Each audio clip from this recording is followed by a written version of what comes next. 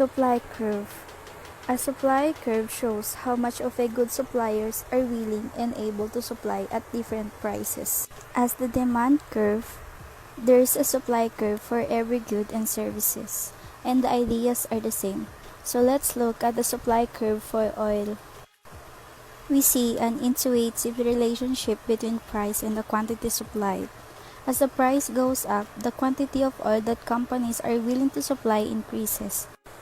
In this example, in a low price, 50 per barrel, let's say 10 million barrels of oil are supplied per day.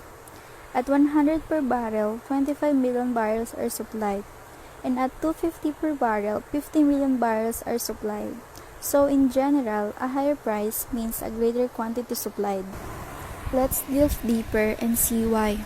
Oil exists all over the world, but it's not equally easy to extract. In some places like Saudi Arabia, it's really easy to get oil out of the ground. It costs about $50 a barrel to extract.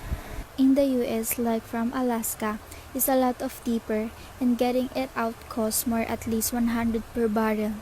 And producing oil from an oil rig like the Atlantis rig in the Gulf Coast is even more expensive.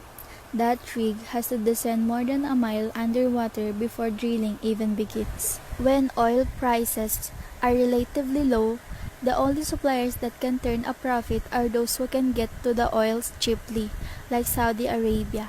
As the price goes up, other suppliers in Nigeria, Russia, and Alaska who have higher extraction costs start to become profitable so they can enter the market.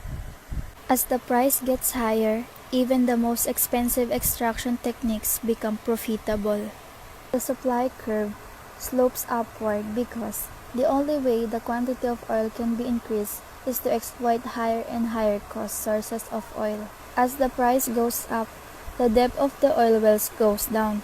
With this simple line, the supply curve summarizes the way suppliers respond to a change in price, including how suppliers will enter and exit in the market depending on the price.